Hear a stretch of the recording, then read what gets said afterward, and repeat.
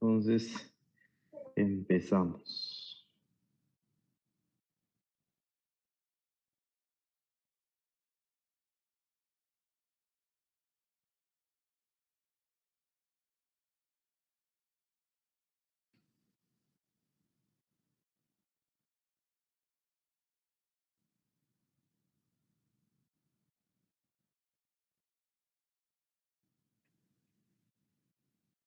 La clase anterior, pues dimos inicio con el tema del derecho mercantil y eh, sus elementos, sus características y sus obligaciones. Vimos parte de lo que era los principios filosóficos, la verdad sabía, la buena fe guardada. Vimos también cuáles son los elementos del contrato en general, la vicios en el consentimiento, vimos el objeto lícito y la capacidad legal, vimos, pues tuvimos ahí un par de ejemplos en su momento, vimos el contrato mercantil, definición, vimos también que habían clases de contrato, los típicos, los atípicos, los nominados y los ignominados.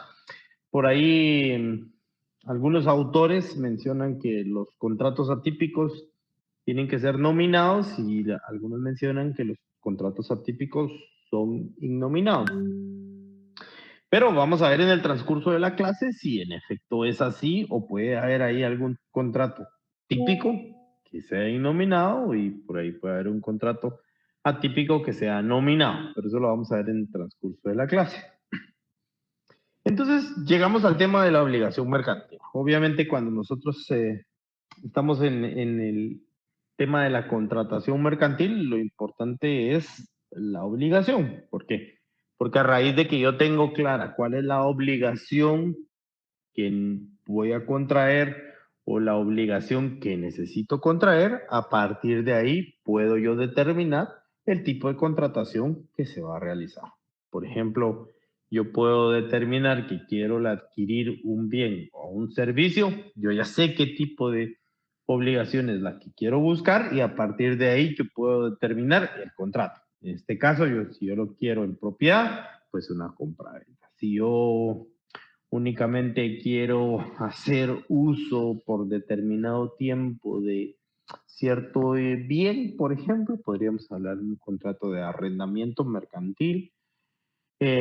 Como vamos a ver en su momento, si yo, por ejemplo, necesito que de algún otro país me manden cierta mercancía, pues a partir de esa obligación que yo necesito que alguien adquiera, yo también sé el tipo de contrato, porque puede ser un contrato que se encargue de remitirme la mercadería hasta aquí a Guatemala bajo ciertas condiciones y bajo ciertos requisitos y donde yo sé exactamente cuáles son los riesgos que voy a obtener. O el día de mañana, por ejemplo, quiero que yo tengo 10 propiedades, pero quiero que cuando fallezca alguien administre esas propiedades para beneficio de alguna persona, que pueden ser mis papás o que pueden ser mis hijos, según cada quien. Pero en este tipo de circunstancias, yo puedo determinar entonces que determinando la obligación mercantil, yo voy a poder saber el tipo de contrato. Y en este caso podría ser un contrato de fideicomiso. Así que el derecho mercantil es el lenguaje legal de los negocios. Entenderlo es esencial para quienes participan en el comercio. ¿Por qué? Si yo voy a estar como abogado ejerciendo la profesión, pues desde mi función, yo voy a ser el encargado de asesorar, el encargado de dar forma, el encargado de darle el respaldo a mis clientes desde el punto de vista legal. Pero también puede ser que como abogados y notarios podamos tener una empresa y tenemos que saber cuáles son ese tipo de formas, elementos que deben de incluir cualquier negociación mercantil. ¿Por qué? Porque voy a ser un comerciante. A raíz de esto, obviamente todo podemos verlo dentro de la doctrina, pero nosotros como abogados tenemos que empezar a visualizar el marco jurídico en el cual se van a desarrollar las actividades del comercio. el derecho mercantil es tan dúctil, digamos, tan moldeable y tan evolutivo que llegamos a tener contratos atípicos porque las disposiciones normativas no se mueven tan rápido como sí lo hace el comercio. El comercio es evolutivo, el comercio se mueve, se desarrolla conforme a las necesidades que en su momento tienen los seres humanos.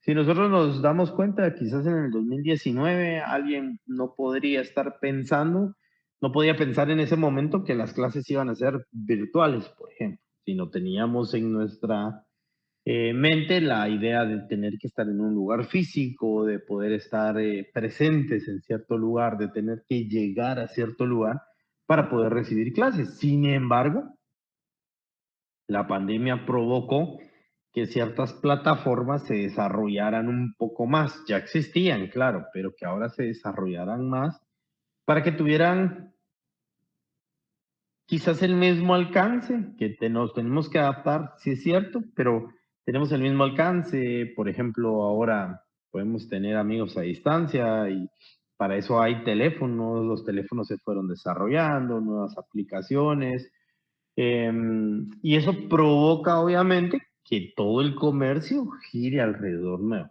Por ejemplo, tenemos el incremento a nivel nacional y obviamente a nivel internacional del comercio electrónico. ¿Qué significa eso? Ventas por Instagram, por Facebook. Tenemos Facebook Market, por ejemplo, que el comercio se desarrolla de otra forma. Y eso es lo increíble porque podemos tener compraventas de cosas mercantiles sin ni siquiera tener que ver a la otra persona. Ustedes pueden comprar algo por Facebook Market o por Instagram y ni siquiera conocen al vendedor. Y eso es interesante cuando vamos a leer la compraventa, porque obviamente uno de los dos tiene que ser comerciante. Pero ¿será que entonces la identificación del sujeto en un contrato eh, es indispensable el saber con quién estoy tratando? Y esto es parte del por qué vemos el derecho mercantil y cómo se va desarrollando, cómo se va moviendo el derecho. Entonces, a partir de ahí tenemos que irnos al marco jurídico para ver si todo lo que realizamos encaja o no encaja en una normativa. Porque puede ser que un contrato, los atípicos, pues los vamos a encontrar en una disposición normativa, pero los contratos atípicos posiblemente no los vamos a encontrar en una disposición normativa. Sin embargo, no porque no estén en un código, que no estén en una ley, no significa que deban de cumplir con ciertos elementos que son necesarios para la validez dentro del marco jurídico que en Guatemala se desarrolla.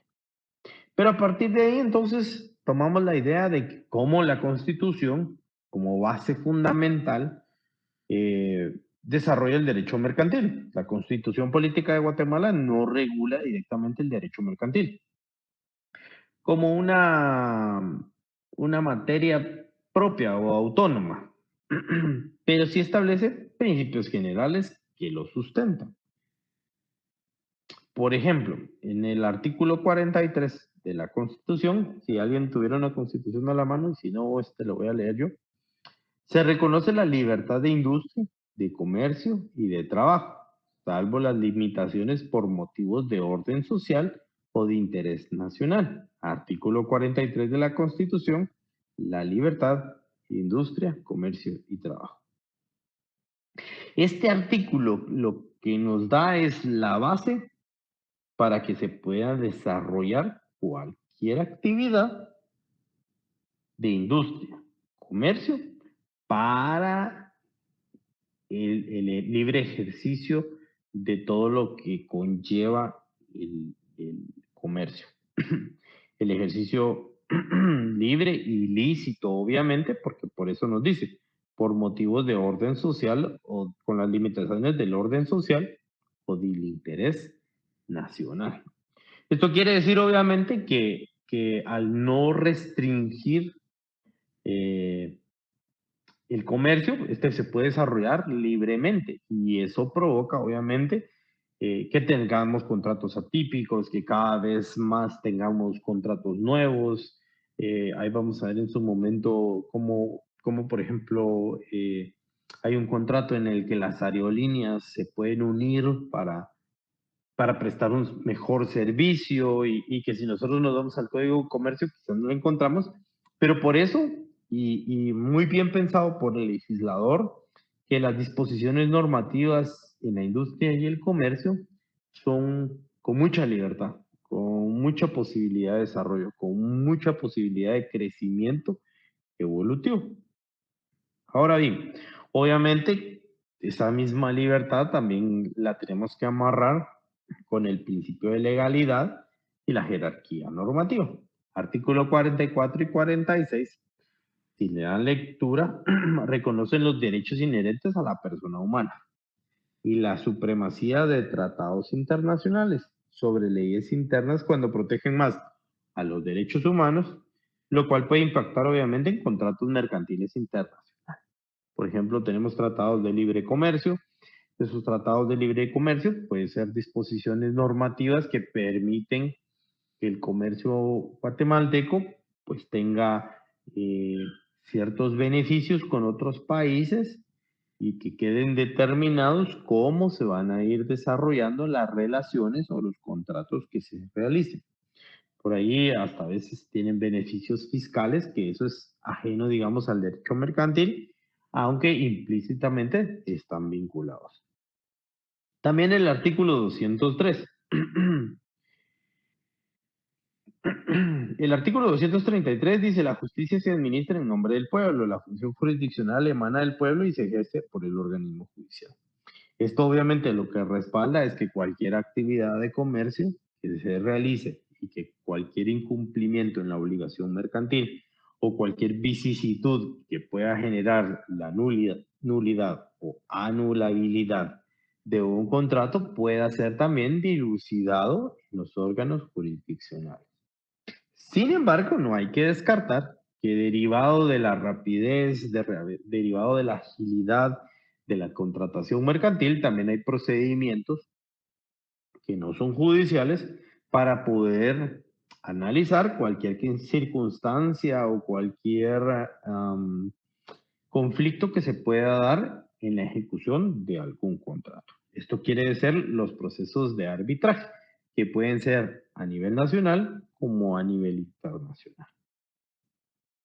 Como marco secundario, ya teniendo como base la Constitución Política de la República en el Código de Comercio, tenemos como ley principal o como ley base quiénes son los sujetos del derecho mercantil, los actos de comercio, contratos mercantiles, los títulos de crédito, las obligaciones y procedimientos mercantiles.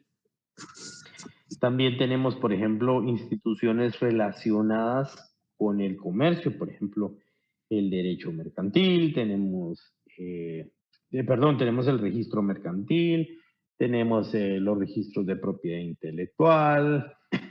eh, entonces, tenemos un buen sustento para el desarrollo del comercio, para que se registren marcas, para que se registren logos, para que se registren sociedades anónimas y poder tener ese control. Obviamente, por lo evolutivo que en su momento puede llegar a ser el derecho mercantil, tiene cierto vínculo muy cercano con el derecho civil, porque a partir, obviamente, de las relaciones civiles nace también el ánimo de lucro. Si nos vamos específicamente al derecho mercantil, pues la idea, los sujetos son comerciantes, uno de los dos puede ser comerciante, hay un ánimo de lucro, eh, contrario al derecho civil, pero el derecho civil pues fue parte del sustento o parte de la base para que se pudiera llevar a cabo el derecho mercantil. Entonces el derecho mercantil guatemalteco tiene su base constitucional en la libertad de comercio. Y se desarrolla plenamente a partir del Código de Comercio y las leyes que están relacionadas con el Código de Comercio. Entonces, Por ejemplo, cuando tenemos un contrato mercantil y un contrato civil, pues tenemos ciertas características que nos permiten ir diferenciando cuál es una obligación mercantil y cuál es una obligación civil. Un contrato civil y un contrato mercantil. Por ejemplo, sujetos. En el contrato mercantil puede ser un comerciante o pueden ser dos comerciantes. En el contrato civil son particulares. La finalidad del contrato mercantil es el lucro. Mientras que en el contrato civil es el uso personal o el uso o el beneficio personal que se le puede dar a, las, a los beneficios del contrato. Los artículos que acabo de mencionar de la Constitución, vamos a ver. El artículo 43, el artículo 44 y 46, quizás que son los más importantes, y luego el 203 porque eso abarca el control jurisdiccional que se puede dar a raíz de algún conflicto que se desarrolle en las relaciones mercantiles. 203.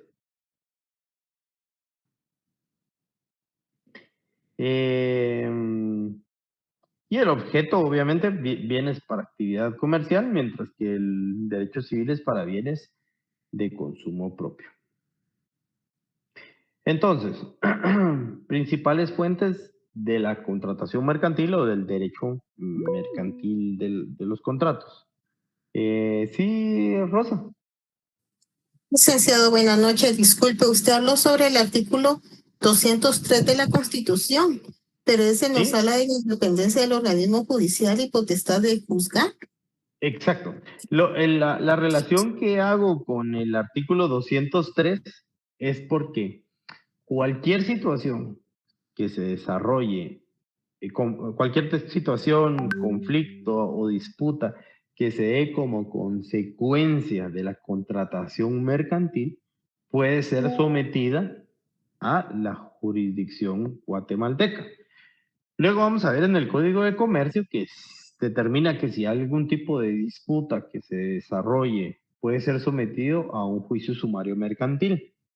Entonces, como regla general, yo me someto a los órganos jurisdiccionales. Por ejemplo, supongamos, y que puede pasar obviamente, y quizás se complica un poco, pero ustedes se meten a Facebook Market. Facebook Market les va a permitir hacer un tipo de compraventa sobre algún objeto o sobre algún bien. Pero supongamos que creo que a cualquiera le puede pasar que ustedes piden algo, van a decir en la foto, yo compré un shampoo, el shampoo cuando llega a mi casa me doy cuenta que es de menos mililitros de los que aparentemente estaban en la foto.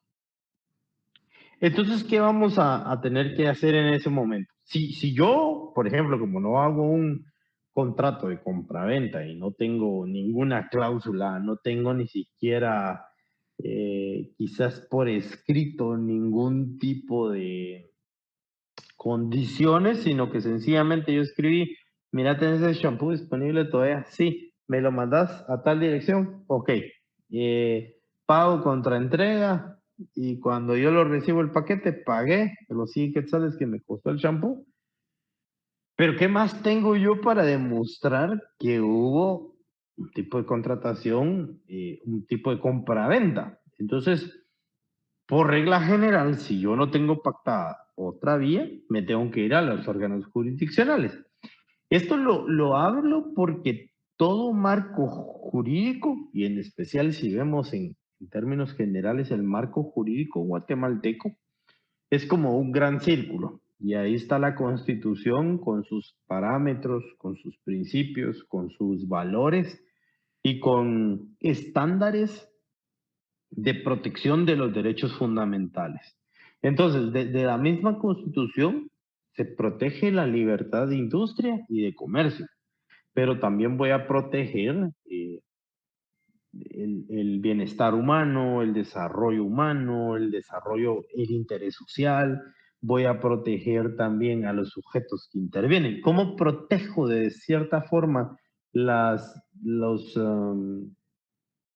cómo protejo los vínculos que se generan a la raíz de la contratación, ya sea civil o mercantil, pero en este caso mercantil? Pues yo los protejo porque les voy a brindar órganos jurisdiccionales. Entonces, si yo tengo órganos jurisdiccionales, también significa que el Estado está brindando los insumos necesarios para que cualquier disputa en una contratación mercantil pueda ser resuelta. Y eso nos da una idea del principio de legalidad también, porque el juez debe de basarse o debe fundamentar el desarrollo y su pronunciamiento, pues si bien en las fuentes del derecho mercantil y también en el contrato mercantil, pero también en las disposiciones normativas. No sé si con eso te aclaré, Rosa, el por qué involucré el 203 de la Constitución y si quedó claro. Sí, quedó claro, licenciado, muchas gracias. Ok. ¿Alguna otra pregunta? ¿No? Entonces, continuamos. Entonces, a raíz de lo que ya mencionaba sobre el principio de legalidad y también sobre cómo se debe cómo el Estado se organiza para esa protección, también tenemos pues los elementos de la contratación mercantil en la obligación, que esos ya los habíamos visto, pero lo vamos a ver rápidamente. El consentimiento, que es el acuerdo de las voluntades; el objeto, que debe ser lícito, posible y determinado; capacidad, que ambas partes tengan capacidad; que no hayan vicios, que es un vicio, por ejemplo; que no haya error, que no haya dolo, que no haya violencia. Por ejemplo, la forma, pues ya se va a adaptar a lo que establezca la ley. Si no tiene la ley, pues ya queda la libertad de poder hacer. Pero entre las cuestiones muy importantes y de lo que quería también ahondar es en las condiciones. Lo importante cuando nosotros estamos en el ejercicio de la profesión, es que cuando elaboremos un contrato debemos de ser claros en cuanto a las condiciones que son favorables, pues de cierta forma para ambas partes, pero en lo que concierne al ejercicio de la profesión, pues va a ser para el sujeto por el que ustedes fueron contratados.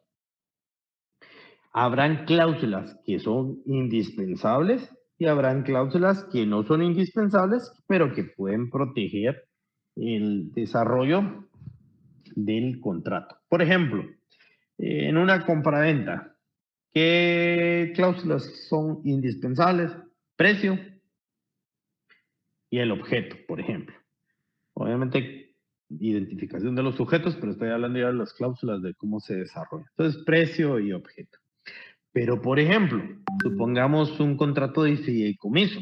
Un contrato de fideicomiso, lo que me va a hacer pensar es, ok, yo necesito que los intereses de la persona que está creando el fideicomiso en realidad atiendan a la finalidad o al beneficio de la persona que se va a beneficiar del fideicomiso. Y les cuento, tuve la oportunidad de conocer un caso de un fideicomiso en el que el esposo era muy buen comerciante, tenía muchos conocimientos sobre cómo hacer negocios, llegó a tener muchas propiedades, pero específicamente él se dedicaba a bienes inmuebles de uso comercial. ¿Qué significa esto? Tenía locales, tenía un centro comercial, tenía unos terrenos que utilizaba como parqueos y era muy hábil en los negocios. Sin embargo, pues él, previendo la situación, a partir de los 40 años, realizó un fideicomiso. Aquí en Guatemala versus Estados Unidos u otras partes, los fideicomisos pues están muy bien regulados, entonces no se permite que por ahí un fideicomiso como en Estados Unidos, si han visto alguna película por ahí, es que le dejó 100 millones porque le servían para su universidad, pero solo le pueden dar $1,000 mensuales, por ejemplo. Pero él vino y constituyó el fideicomiso. A raíz de que constituyó el fideicomiso con un banco, este banco administró los bienes que tenía y las cuentas y le permitió que sus 3 hijos y su esposa se dieran una vida muy, muy digna durante el tiempo que fuese necesario. Porque el banco se encargó de la administración, el banco se encargó de ver en dónde podía sacar mejor rendimiento, cómo invertir de mejor forma todos los bienes que tenía. Pero platicando con la viuda, pues ella expresaba que le daba gracias a Dios que al esposo se le ocurrió el poder dejar el fideicomiso de esa manera porque ella no era muy hábil para los negocios. Ella no tenía, nunca se involucró en conocer cómo era el giro de negocio de la empresa que que tenía su esposo. No he cambiado de dispositiva porque se las voy a mandar. Entonces ya la van a poder ver luego. Pero aquí estábamos viendo cómo las diferencias entre las características del derecho civil y mercantil. Por eso no he cambiado, Nuri. Pero hoy mismo les subo la diapositiva. Pero les cuento esto porque puede ser que cuando a ustedes les toque elaborar un fideicomiso, ustedes van a agregar cláusulas como plazo de vigencia, cuál es el monto que se pretende alcanzar, por ejemplo, en rendimiento. Puede ser que los hijos no tengan la misma edad, entonces van a tener que ir consignando al niño A tal edad, al niño B a tal edad, al niño C a tal edad. Puede ser que el papá diga, yo creo que mis hijos nunca van a poder administrar estos bienes y entonces las condiciones pueden que sean distintas. Además, también es importante eh, que sepamos leer las condiciones. Si alguien aquí, por ejemplo, ha contratado el servicio de Internet de Tigo o de Claro o de cualquier empresa de telefonía, o ha contratado un plan también de teléfono, pues se darán cuenta que tenemos esos contratos formularios, que uno solo va a poner firma al final y casi que ni lee a veces todo el contenido. Y son letras muy chiquitas. Pero a partir de eso, ustedes también pueden ir sabiendo qué cláusulas son en realidad las que valen la pena leer. Pueden ser las condiciones de terminación del contrato, pueden ser, por ejemplo, las multas, la mora, puede ser también eh, alguna condición especial. En su momento ustedes, pues ya creo que vieron un notariado y ustedes sabrán si firman ese contrato, por ejemplo, y el notario no lo legaliza, si esto podrá ser anulable o será nulo, ese tipo de contrato. ¿Qué pasaría entonces si ustedes, por ejemplo, dejan de pagar y ustedes reclaman que el contrato es nulo porque ustedes no firmaron el contrato, por ejemplo? Sí, César. Licenciado, buenas noches. Sí, con Buenas relación noches. a los contratos, lo que usted explica, precisamente bueno, yo tengo los dos servicios, tanto de Tigo y de Claro, pero Ujú. ahorita, por ejemplo, con esto del Mundial, hubo mucha estafa de parte de estas dos empresas, porque, por ejemplo, estaban enviando un link donde se decía de que tenía usted 6 meses gratis de un canal que ya privatizaron de cable, pero eran mentiras, porque ahí le hacían pagar a las personas.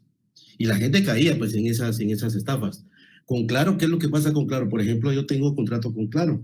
Sin embargo, Claro, en estos últimos días, Claro le estaba incrementando el precio al plan sin su consentimiento. Y eso que hay un contrato.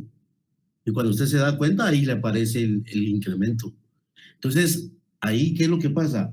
Lo más factible, lo primerito es la DIACO, pero la DIACO ahí no le da solución a la mayoría de personas. Entonces, en ese caso, aparte de la DIACO, ¿qué se puede hacer? Porque estas empresas de telefonía solo aumentan Claro. el sentimiento del cliente. Y es que hay un contrato, en este caso, con Claro, hay un contrato firmado y ellos aumentan el precio. Si uno no se da cuenta, le aumentan el precio al contrato. Y es interesante porque Fíjense que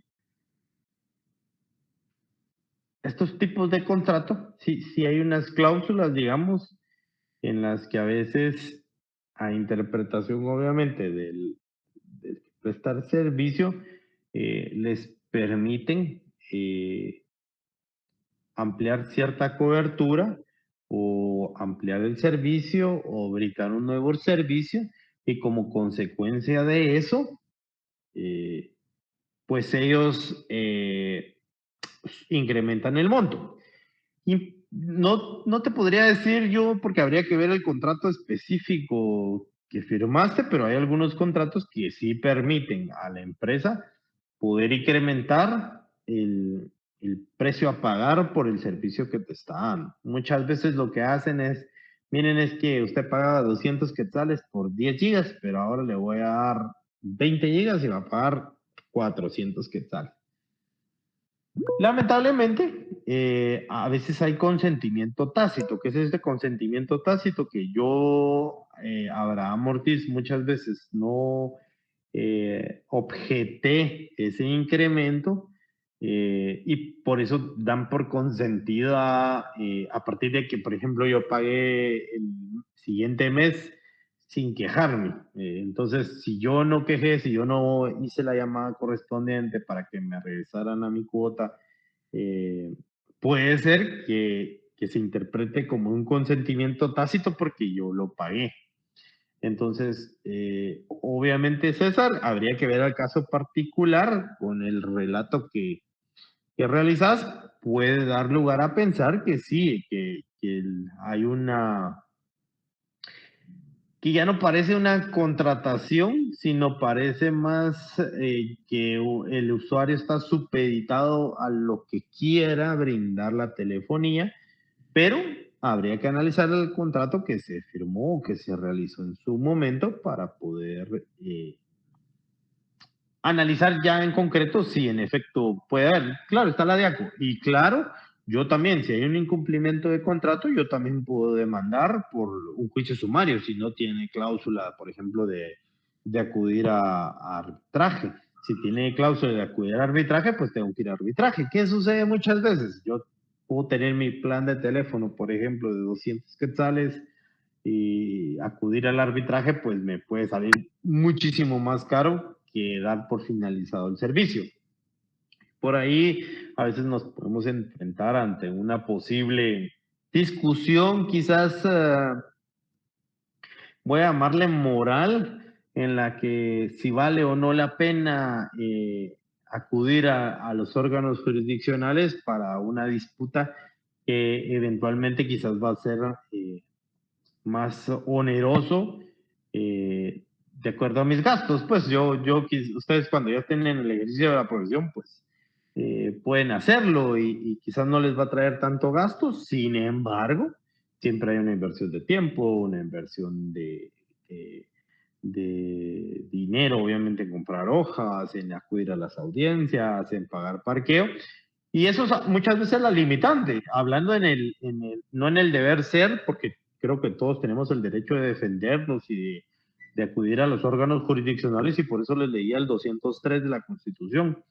Pero llegamos ya en la práctica, muchas veces eso termina siendo un impedimento para poder acudir a que un órgano jurisdiccional emita un pronunciamiento. Pero no sé si por ahí pues agregué a tu comentario, César, o si quieres que lo Sí, ampliemos. sí, muchas gracias. Sí, de hecho yo me di cuenta en claro, pues ya no, pues yo no permití que me incrementaran el precio, pero hay mucha gente que no se da cuenta y eso es que hay un contrato. Pero ¿qué pasa si usted deja de pagar? Usted va de llamar y llamar y llamar y llamar y si usted no cumple con la fecha de pago, al otro día le cortan el servicio. O sea, que eso es lo que yo digo, eso quién lo regula. O sea, aquí en Guatemala nadie regula todo eso, Fíjese ¿verdad? que los contratos, pues la Superintendencia de Telecomunicaciones, pues tiene ciertas regulaciones eh, sobre las prestaciones del servicio, no en su totalidad y tampoco voy a decir que ellos son los que elaboran los contratos ni los revisan. Sin embargo, sí están al pendiente también de cómo prestan el servicio. Ustedes también pueden ir a decir que, por ejemplo, durante todo el mes porque pasa su tele, a pesar de que estuvieron llamando y todo, el router nunca les brindó el servicio, pues por ahí podrían, hay mecanismos administrativos, digamos, que podrían en algún momento apoyar. Quizás no resuelven la controversia contractual ni de las obligaciones mercantiles, pero por ahí pueden apoyar para que se mejore el servicio. Entonces, siempre es importante leer esos contratos, súper importante, sobre todo que nos den una copia, porque la mayoría de veces solo lo hacen firmar a uno, pero no le dan una copia. Entonces, siempre es indispensable poder leer esos contratos. Juan Carlos, por favor, y disculpa que hasta ahorita. No tenga pena, Alex. Buenas noches, compañeros. Pues tomando un poquito del ejemplo de este compañero, yo considero que bueno, yo creo que no solo con estos servicios de tecnología que tenemos actualmente, ya que también las concesiones de derechos de constructoras, por ejemplo, ya venden, póngale, a mí me tocó el día que adquirí mi casa en un residencial, no me dejan ingresar otro servicio que no sea específicamente, en este caso, claro, póngale. Pero yo como consumidor final, yo tengo el derecho de poder adquirir el servicio que yo quiera. Eso es lo que yo entiendo. Lamentablemente ellos se agarran de que tienen un contrato por 30 años, póngale, con claro, ¿no? Entonces, y es que fíjese que es bien interesante ese tema, porque para que yo pueda tener, por ejemplo, el servicio de cierta telefonía, por ejemplo, dentro de un residencial, que es donde se puede dar ese tipo de restricciones que habla Juan Carlos, una vez tengan que ingresar cableado, entonces ahí es donde tengo que ver, porque cuando compras tu casa normalmente, también hay una cesión de derechos o se constituyen servidumbres específicamente para el cableado. Entonces, ¿qué sucede? Cuando se hacen servidumbres para el cableado, se hacen porque normalmente la constructora invirtió o la empresa de telefonía invirtió en el cableado antes de que se entregaran las viviendas. Entonces, esa servidumbre se fija para cierto plazo determinado y entonces nadie más puede ingresar por esa servidumbre hasta que finalice el plazo. Entonces no es, digamos, una restricción como tal para que ingrese el servicio, sino que es el uso del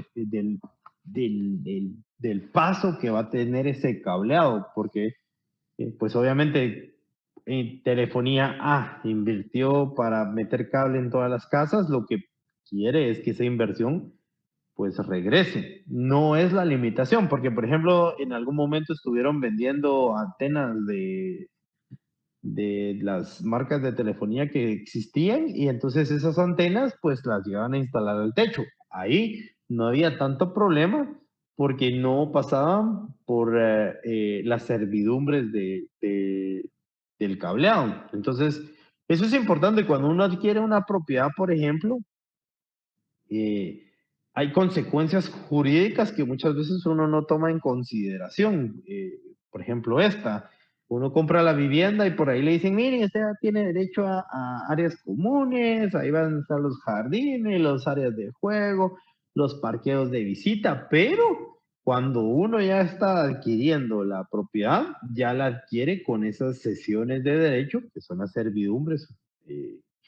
Entonces hay una limitación. Por ahí que parecería una limitación al comercio, quizás, pero para eso ya hay una base contractual. Pero no sé si por ahí te solventé la duda, Juan Carlos, o aboné a tu comentario. No, sí, está bien, sí, porque póngale esto de las servidumbres, como usted nos indica, pues obviamente, pero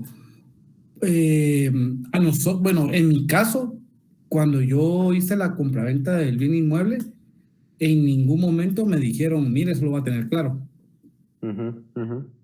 Entonces, porque yo venía de venir con, pongámosle, Tigo, y cuando quise hacer el traslado de donde vivía para mi residencia actual, no pude porque resulta que Tigo no podía entrar, ¿no?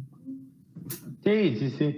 Y pasa, y fíjense que también hay unas limitaciones, obviamente, en estos temas del comercio, a que cuando son residenciales, por ejemplo, cierta empresa es la que presta el servicio de agua y por ahí el servicio puede ser irregular, por ahí el servicio puede incrementarse sin tomar en cuenta la opinión de nadie, porque sencillamente es un contrato.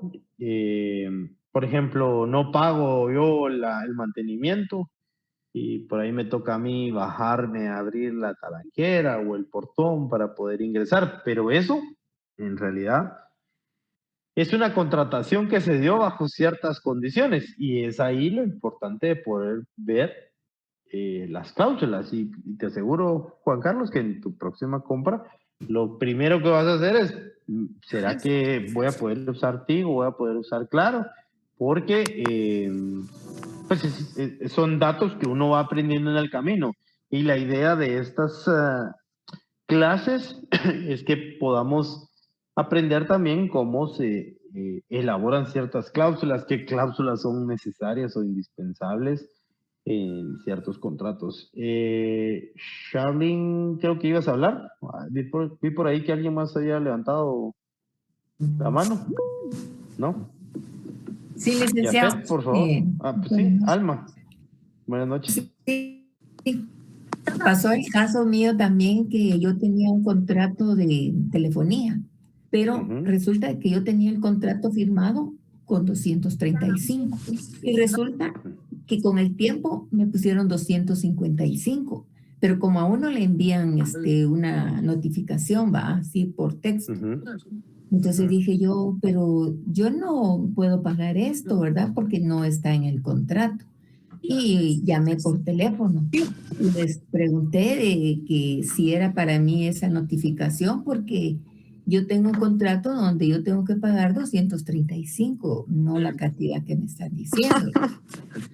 Entonces resulta de que les dije que yo no lo iba a pagar, ¿verdad?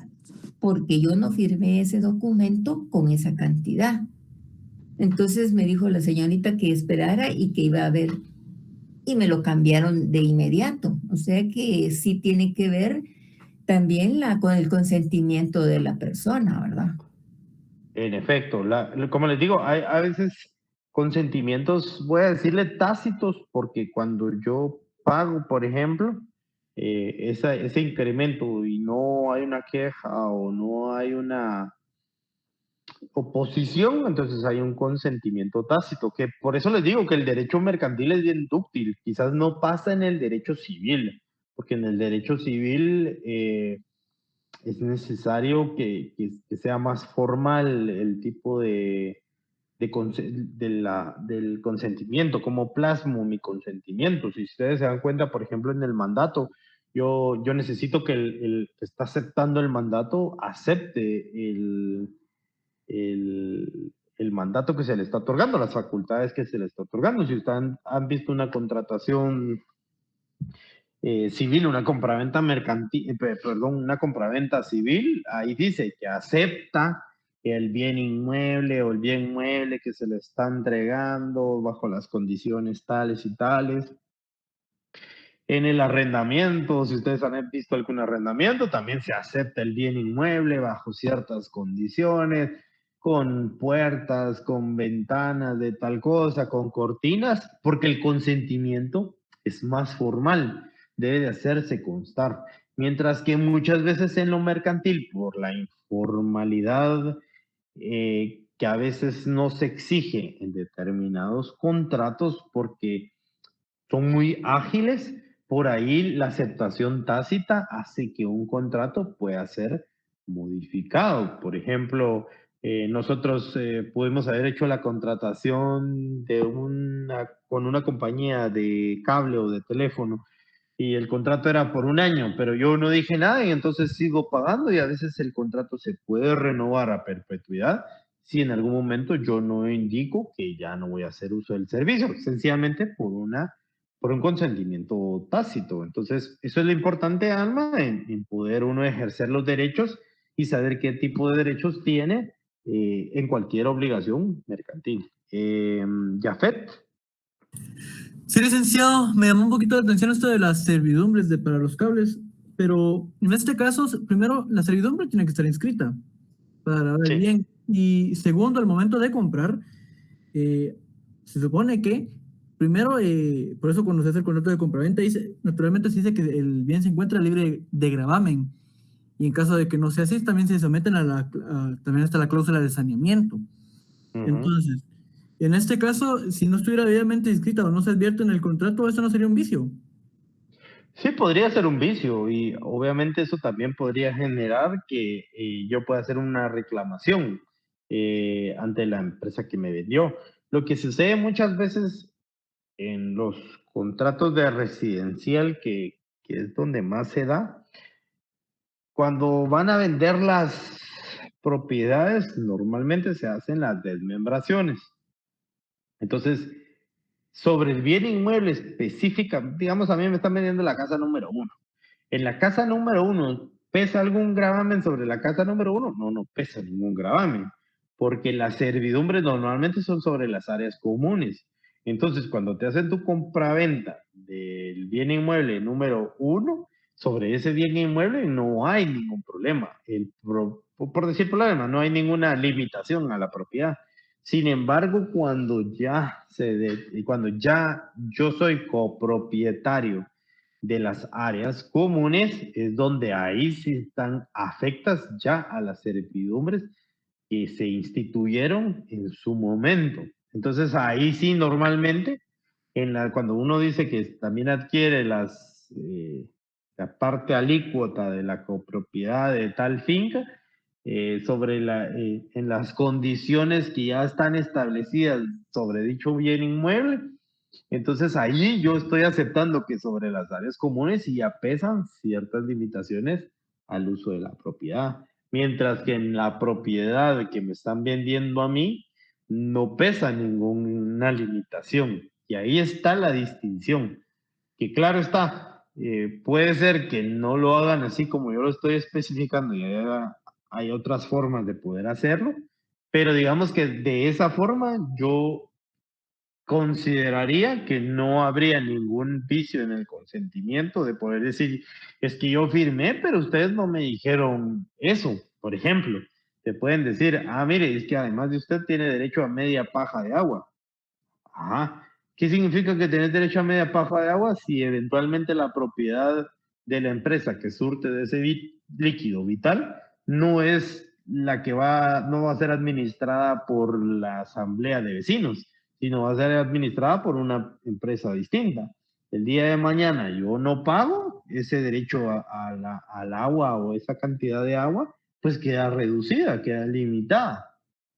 Que dicho sea de paso, si a alguno le cortan el agua, pues puede presentar su amparo y que se otorgue el amparo en esos casos, obviamente sin quitar la responsabilidad de efectuar los pagos correspondientes.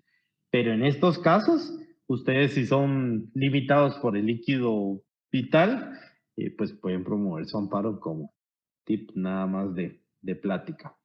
Entonces, no sé si alguien más tiene alguna otra duda. ¿No?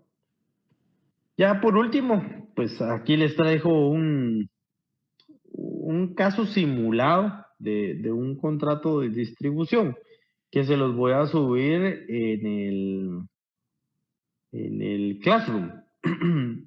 El contrato de distribución mercantil, pues les doy una breve explicación, indica el sujeto y tiene las cláusulas. Cada cláusula pues va a tener una pregunta.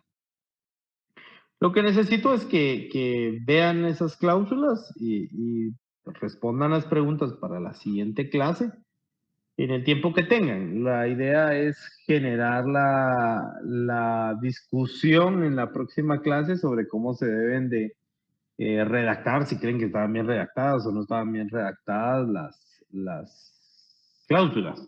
Entonces, se las voy a subir al class y también les voy a subir la presentación que estábamos viendo ahorita.